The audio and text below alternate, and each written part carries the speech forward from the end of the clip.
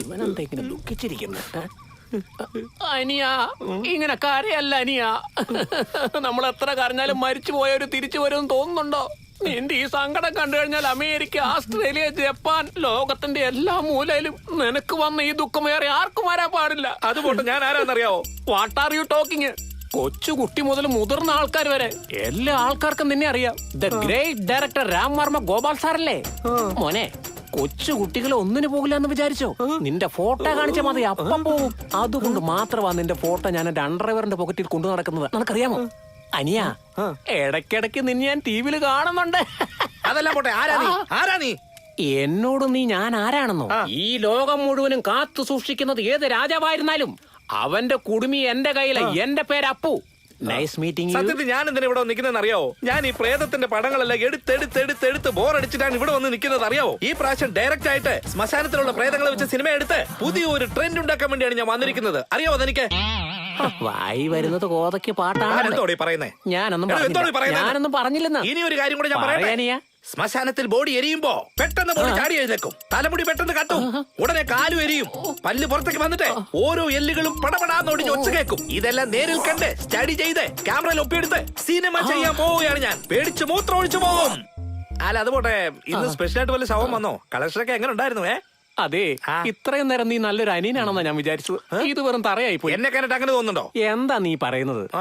അതെ, ഈ ഭൂമിയിലെ മറ്റുള്ളവരെക്കാളും ഭാഗ്യം ഞങ്ങൾക്കാ. അതെങ്ങനെയാ? അതായത് കൂൾ ഡ്രിങ്ക്സിന് ഒരു സീസൺ ഉണ്ട്, കല്യാണത്തിനും ഒരു സീസൺ ഉണ്ട്. ചാവുന്നതിന് റീസണോ സീസണോ വല്ലതും വേണോ മോനെ? അപ്പോട്ടൻ എന്തെങ്കിലും ശബ്ദം കേട്ടോ? ഞാൻ കേട്ടില്ല. എന്തോ ഓടിപ്പോകുന്ന പോലെ കണ്ടായിരുന്നു അപ്പോട്ടാ? കണ്ണ് കാണാത്തത് കൊണ്ടും കാത് കേൾക്കാത്തത് കൊണ്ടും എല്ലാം ഒരു വ്യക്തത ഇല്ലാത്ത അവസ്ഥയാ. അപ്പൊ ഫീൽ ആകുമോന്നേ? എക്സാക്ട്ലി.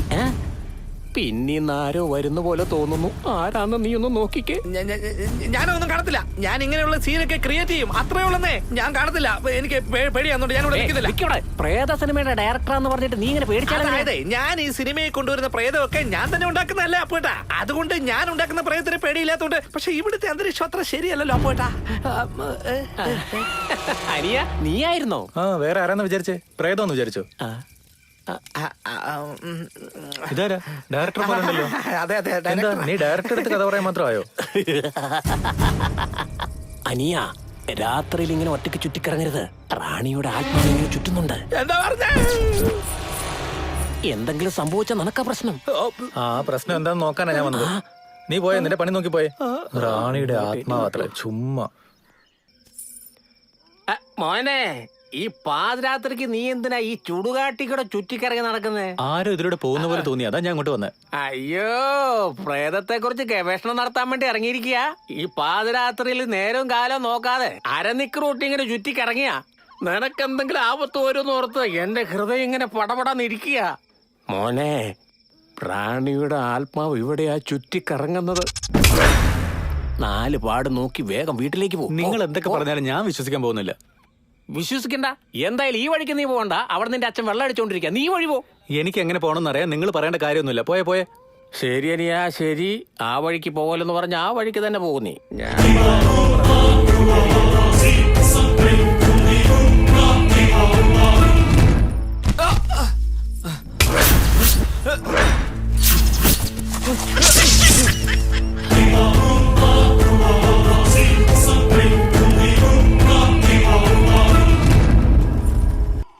കണ്ടോണ്ടിരുന്നല്ല എങ്ങനാ? കഴിക്ക്, കാലത്ത് സ്കൂളിൽ പോണ്ടല്ലേ? മമ്മി, ദേ ചേട്ടൻ വന്നിരിക്കുന്നു. സൂര്യ, ഈ രാത്രിയിൽ എന്താ പെട്ടെന്ന് എന്താ ടെൻഷൻ പിടിച്ചു വന്നേ? ഇപ്പൊ ആരെങ്കിലും ഇങ്ങോട്ട് വന്നായിരുന്നോ? നിങ്ങൾ എന്തെങ്കിലും പാട്ട് കേട്ടായിരുന്നോ? അതെ, വന്നല്ലോ. ആരാ? ചേട്ടനാണേ.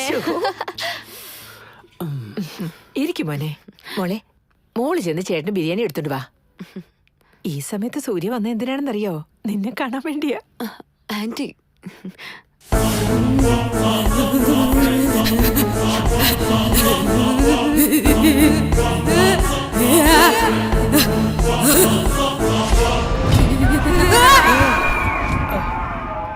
സ്വപ്നം ഉണ്ടാക്കിയ ബിരിയാണിയാ. ഒന്നെടുത്ത് കഴിച്ചു നോക്കിക്കേ. അയ്യോ വേണ്ട. പറയുന്ന കേക്ക് സൂര്യ. അയ്യോ വേണ്ട ആന്റി. കഴിക്ക് ചേട്ടാ. എനിക്കിതൊന്നും വേണ്ട. സൂര്യ, ഞാൻ ഉണ്ടാക്കിയതാ, ഒന്ന് ടേസ്റ്റ് ചെയ്യ്. ഇതിലെ എല്ലാം കുന്ത്രണ്ടൊക്കെയാ, എനിക്കിതൊന്നും വേണ്ട. ആ, പിന്നെ ചിക്കൻ ബിരിയാണിയിലെ ചിക്കന്റെ എല്ലല്ലാതെ വേറെന്താ കാണാ? എന്തിനാ ഇങ്ങനെ വേണ്ടാന്ന് പറയുന്നത്? ഞാൻ ഉണ്ടാക്കിയത് ഇഷ്ടപ്പെട്ടില്ലേ നിനക്ക്? അയ്യോ അതല്ല, ഞാനൊന്ന് നോൺ വെജ് കഴിക്കുന്ന ദിവസമല്ല, അതുകൊണ്ടൊന്നും വിചാരിക്കല്ലേ. തിന്നു ചേട്ടാ. മോളെ നീ ഇതെങ്കിലും കഴിച്ചോ, ദാ കഴിക്കേ.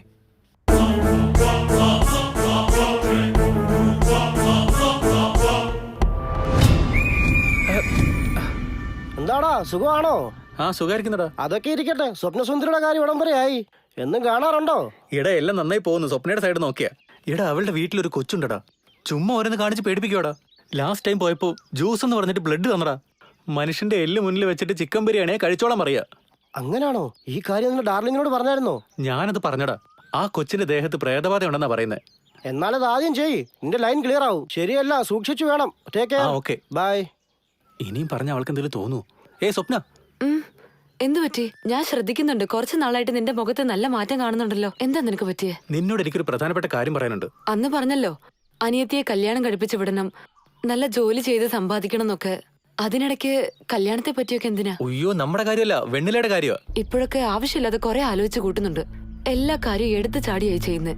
വെനിലേക്ക് എന്ത് പ്രായം കുറവാണ്, അവള് പഠിച്ചോണ്ടിരിക്കല്ലേ. ഇതിനുള്ളിൽ എന്തിനാ കല്യാണമൊക്കെ? അയ്യോ നീ തമാശ പറയല്ലേ, ഞാൻ പറയുന്നൊന്ന് കേൾക്ക്. നമ്മുടെ വെണ്ണിലേക്ക് വെനിലേക്ക് എന്താ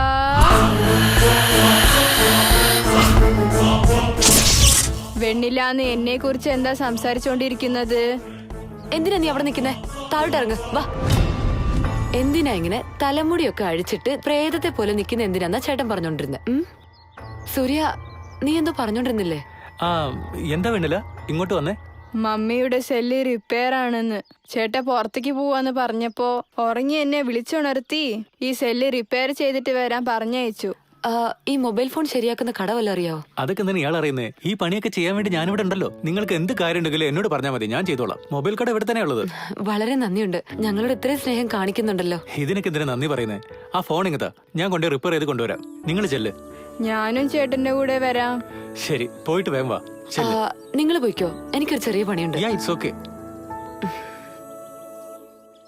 അല്ല ഡയറക്ടർ സാറേ, എന്താ നിങ്ങളുടെ വീട് എവിടെയാണെന്നൊന്ന് പറയാമോ? വിജയനഗറിലാ ഏട്ടാ എന്റെ വീട്. അയ്യോ അവിടെയാണല്ലേ നിങ്ങളുടെ വീട്? അതെ. ചുമ്മാ അതല്ല ഇത്രയും സിനിമ ഡയറക്ട് ചെയ്തത്. വിജയനഗർ എന്ന് പറഞ്ഞ പിന്നെ ചുമ്മാതെയാ? ഇന്ത്യ മഹാരാജ്യത്തെ പേര് കേട്ട സ്ഥലമല്ലേ നിന്റെ വീട്? ഈ സ്ഥലത്തെ കുറിച്ച് ദിവസം പത്രത്തിൽ വരാറുണ്ട്, അറിയാമോ? പതുക്കെ ചെയ്യാം. അതും ഇംഗ്ലീഷ് എനിക്ക് പത്രത്തിൽ. ഇംഗ്ലീഷ് ഒന്നും അറിയത്തില്ല. വായിക്കാൻ അറിയില്ലല്ലേ? ഒന്ന് പതുക്കെ ചെയ്യാം. പക്ഷേ വലിയ വലിയ സൂപ്പർ സ്റ്റാറുകൾ ഉള്ളത് നീ പറഞ്ഞ സ്ഥലത്ത് തന്നെ.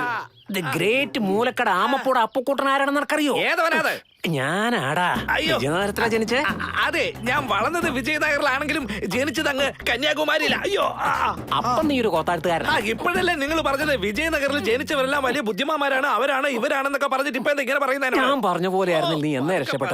അവിടെ നല്ലൊരു കലാകാരൻ ഏത് സ്ഥലത്ത് പോയാലും ഏത് കോത്താഴത്തുകാരനായാലും അവന് പേരെടുക്കാൻ സാധിക്കും. അതെ, കുറെ നാളായിട്ടേ മസാജിൽ അങ്ങോട്ട് ശ്രദ്ധയിലാഞ്ഞിട്ട് സംസാരിച്ച് മയക്കുന്നതിലാണ് ഇയാള് കേമൻ. മോനെ ഡയറക്ടറെ, ചുരുക്കം പറഞ്ഞാൽ കടിച്ചു പിടിച്ചൊരു 90 സിനിമയെങ്കിലും നീ ഡയറക്ട് ചെയ്തു. മാത്രമല്ല കർണൻ ജനിച്ച സ്ഥലത്തല്ല നീ ജനിച്ചിരിക്കുന്നത്. എന്താ വിജയനഗറിലാ ജനിച്ചത്?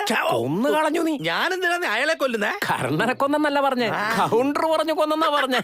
ഓ അടിപൊളി. എന്റെ ഡയറക്ടറെ, കർണൻ വിജയനഗരത്തിൽ ജനിച്ചത് കൊണ്ട് മാത്രമാണല്ലോ അവിടെ താമസിക്കുന്ന നായകന്മാരൊക്കെ ഡൊണേഷൻ കൊടുക്കുന്നതെന്ന് നിനക്ക് അറിഞ്ഞൂടെ? കർണൻ എന്റെ നാട്ടിലാ ജനിച്ചെന്ന് പറഞ്ഞ് താൻ എന്നെ അങ്ങ് മയക്കല്ലേ?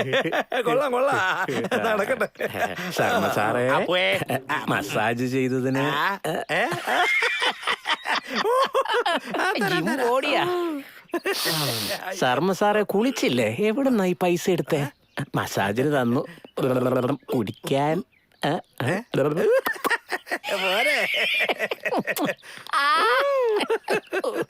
കള്ളു കുടിക്കാൻ തന്നു. ടച്ചിങ്സിന് ചെരിപ്പൂരി അടിക്കട്ടെ. എന്നെ വർത്താനാണ് നീ പറഞ്ഞ? നിന്റെ നാട്ടിൽ കർണൻ ജനിച്ചെന്നോ? അതെ, എല്ലാം കഴിഞ്ഞ് വേഗം ഇങ്ങ് ഓടിയെത്തിയോ? അത്ര വലിയ കുടിച്ചടാ, കുടിയന്മാരുടെ സംസ്ഥാന സെക്രട്ടറിയാടാ. എടാ, കുടിച്ചതിന് മുമ്പാണോ പറഞ്ഞു കുടിച്ചതിന് ശേഷമാണോ പറഞ്ഞത്? അത് പിന്നെ നീ കുടിക്കുന്നതിന് മുമ്പേ അല്ലേ പറഞ്ഞത്? കുടിക്കുന്നതിന് മുമ്പ് പറഞ്ഞതൊക്കെ ക്യാൻസൽ. ക്യാൻസലോ? ഇപ്പൊ പറയുന്നത് കറക്റ്റ്. എടാ ഡയറക്ടറെ, നീ പ്രേതത്തിന്റെ പടം എടുത്ത് ഇവിടെയുള്ള ജനങ്ങളെല്ലാം പേടിപ്പിച്ച് ഇന്ദ്രനെ കവചു കൊണ്ടെല്ലാം ഡൊണേഷനായി കൊടുത്ത കർണൻ ജനിച്ച നാട്ടിൽ ജനിച്ചു എന്ന് പറഞ്ഞ അത് കേട്ടിരിക്കാൻ മാത്രം ഞാനെന്താ മണ്ടനാ? കാരണനെ കുറിച്ചുള്ള എല്ലാ രഹസ്യങ്ങളും ഞാൻ നിനക്ക് പറഞ്ഞു തരട്ടെ. വാ ഇങ്ങോട്ട് വാടാ, വാടാ, വാങ്ങട്ട്. കാരണം ജനിച്ചത് വളർന്നത് പഠിച്ചത് എല്ലാം എന്റെ നാട്ടില, കാക്കനാട്. കാക്കനാടോ? ആ, നീ എന്താ മോനെ വിചാരിച്ചത്? The great port Kakkanad, Bolgatty centre Kakkanad, Shri Ramdas motor transport Kakkanad. ഒരേ വാക്കിൽ തീർക്കണമെങ്കിൽ അത് ബോ കാക്കനാട്. അതാ. നീ ബോൾഗാട്ടി പാലസിൽ പോയിട്ടുണ്ടോടാ? അതെന്നടാ പോകാത്തെ? അതെന്നടാ പോകാത്തെ? അതെന്നടാ പോകാത്തെ? കൊല്ലും നിന്നെ ഞാൻ. കൊല്ലും നിന്നെ. നിക്കാം. കൊല്ലും നിന്നെ ഞാൻ. ബോൾഗാട്ടി പാലസിൽ കൊല്ലുവാ നിന്നെ നീ. കാക്കനാട് പോയിട്ടില്ലടാ. ഓടരുത്, ഓടിക്കരുത്. പ്രേതവും ഭൂതവും പിശാചും എല്ലാം കഴിഞ്ഞ് ഇനി എന്താ? Yes, coming. സാർ സാർ എന്നെ ഓർമ്മയില്ലേ കഴിഞ്ഞ പടത്തില് സാറിന്റെ കോ ഡയറക്ടർ പ്രസാദ്? എന്തിനാ നീ ഇവിടേക്ക് വന്നേ? സാർ എന്റെ അവസ്ഥ ഒന്ന് മനസ്സിലാക്കണം. എന്തോ? ഡയറക്ഷൻ ഡിപ്പാർട്ട്മെന്റ് ഭയങ്കര തലവേദന സാർ. എനിക്ക് ബോർ അടിച്ചു പോയി. ഞാൻ ഹീറോ ആകാൻ തീരുമാനിച്ചു സാർ. സാറോട് എന്നെ ഹീറോ ആക്കാൻ. ഹീറോ അല്ലേ? ഇരിക്കെ ഡയറക്ടറുടെ താങ്ക് യു. വേഷം വേണം. അതുപോലെ നീ എത്ര വരെ പഠിച്ചടാ? MBBS. MBBS? അതായത് ഡോക്ടർ ആകാൻ വേണ്ടി ആക്ടർ ആകാൻ വേണ്ടി വന്നേക്കുന്നല്ലേ? അതാണാ നിന്നെ എനിക്ക് ഒരുപാട് ഇഷ്ടമായത്. അല്ല സാർ, MBBS പഠിക്കണമെന്നുണ്ടായിരുന്നു. പക്ഷേ അതിന് കാശ് ഒരുപാട് വേണ്ടേ? അച്ഛൻ റിട്ടയർ ആയി, അമ്മ വീട്ടു ജോലികൾ ചെയ്തു, അനിയത്തെ പഠിപ്പിക്കണം, അനുജനെ പഠിപ്പിക്കണം. അതുകൊണ്ട് കൂടുതൽ കടം വാങ്ങരുതെന്ന് കരുതി സിമ്പിളായിട്ടൊരു IAS. IASോ? അപ്പൊ IAS കാരനാണെന്ന് വിചാരിച്ച ഹീറോ ആകാൻ വേണ്ടി ഇവിടേക്ക് വന്നേക്കോ അല്ലേ? അയ്യോ, ഐ ലവ് ദിസ്. എനിക്ക് ഒരുപാട് ഇഷ്ടമായി, ഒരുപാട് ഇഷ്ടമായി. സാർ വേണ്ട സാർ, ഞാൻ മുഴുവൻ പറയട്ടെ. അതിനിടയ്ക്ക IAS IPS പറഞ്ഞു. IAS പാസ്സാവണമെങ്കിൽ എക്സാം ഡൽഹിയിൽ വെച്ച് എഴുതണമെന്ന് പറഞ്ഞു സാർ. ഡൽഹിയിലല്ല, എവിടെ എക്സാം വെച്ചാലും നടന്നെങ്കിലും പോയി ഞാൻ എഴുതും പറഞ്ഞു. പക്ഷേ IAS എഴുതണമെങ്കിൽ 10th പാസ്സാവണം അത്ര. അത് ശരി, 10ാം ക്ലാസ് പാസ്സായിട്ടില്ലല്ലേ? എന്റെ ശബരിമല മുരുക. MBBS IAS 10th fail. നിനക്ക് ഹീറോ ആകണം ഇപ്പൊ. എടാ 10th പോലും പാസ്സായില്ല. ഡയലോഗ് എങ്ങനെ ഓർത്ത് പറയുന്നീ? എഴുത്ത് മാനെ അറിയാതെ സിനിമയിൽ അഭിനയിക്കാൻ വന്നേക്ക. നീക്ക് ഒരു മനുഷ്യനാണോടാ MBBS ഉണ്ടാകെ? സാർ എന്തോന്ന് സാറ് ഇപ്പോഴേ സാർ സിനിമ എടുക്കാൻ പോകണോ അതോ സോഫ്റ്റ്വെയർ കമ്പനി തുടങ്ങാൻ പോകണം? എന്താ 9th ഫെയിൽ ആയവൻ MLA ആകാമെങ്കിൽ 10th ഫെയിൽ ആയവന് ഹീറോ ആവാൻ പാടില്ലേ? ഉദാഹരണത്തിന് 10th പഠിച്ച സച്ചിൻ വലിയ ക്രിക്കറ്റ് പ്ലെയർ ആയില്ലേ? നിന്റെ ഈ കോൺഫിഡൻസ് ആണ് എനിക്ക് ഒരുപാട് ഇഷ്ടമായി. ആ അയ്യോ, എന്തൊരു മനോഭാവമാണ് നിന്റേത്. ഞാനൊരു സീൻ പറയട്ടെ. ആ സീൻ നീ ശരിക്കും ചെയ്താലുണ്ടല്ലോ നിനക്ക് ഞാൻ ചാൻസ് തരാന്നേ. പ്രോമിസ്. സാർ പൊളിച്ചടുക്കും സാർ. സീൻ പറഞ്ഞേ പറയൂ സാറേ. വേറൊന്നുമല്ല, ഈ 10 നിലയുള്ള ഒരു ബിൽഡിംഗ്, അതിന്റെ മുകളിലായി നീ നിൽക്കുന്നു. നിന്റെ പുറകെ ഒരു പ്രേതം വരുന്നു. നിനക്ക് അവിടുന്ന് രക്ഷപ്പെടാൻ ഒരു വഴിയുമില്ല. എന്തോ LIC അല്ല ലിഫ്റ്റ്, അത് പൊട്ടിപ്പോയി. അപ്പൊ ഈ കൈയെല്ലാം ഇങ്ങനെ വേർത്തൊഴുകുന്നു, തലയെല്ലാം പെരുക്കുന്നു, ഓരോ സ്റ്റെയർ കേസും തകർന്നു വീഴുന്നു. ഈ സമയത്ത് നീ എങ്ങനെയാണ് രക്ഷപ്പെടുക? അതിരിക്കട്ടെ, ഞാൻ എന്തിനു സ്റ്റെപ്പ് കയറണം? കേറില്ല സാർ. മനസ്സിൽ കാണ, സങ്കല്പിക്കേ. സങ്കല്പിച്ചു. ആ ലിഫ്റ്റ് ഇല്ല, യെസ്, എല്ലാം ഇടിഞ്ഞു വീഴുന്നു. ഓക്കെ, രക്ഷപ്പെടാൻ വഴിയില്ല. അതെ, എല്ലാരും കത്തിച്ചാമ്പലാകും. അയ്യോ, പോരട്ടെ. Very simple sir. സങ്കല്പിക്കുന്നത് നിർത്തിയാൽ ഈ ഇടിയുന്നതും പൊളിയുന്നതും ഒക്കെ അങ്ങ് നിൽക്കുമല്ലോ. ഇത് നടക്കുന്ന പരിപാടിയല്ല. നിനക്ക് ആക്ടിങ് വരുന്നില്ല. 10th fail. നീ ഹീറോ. ദിനോസറിനെ പോലെ ഇരിക്കുന്നവന്. ഓടാ, get out, get out.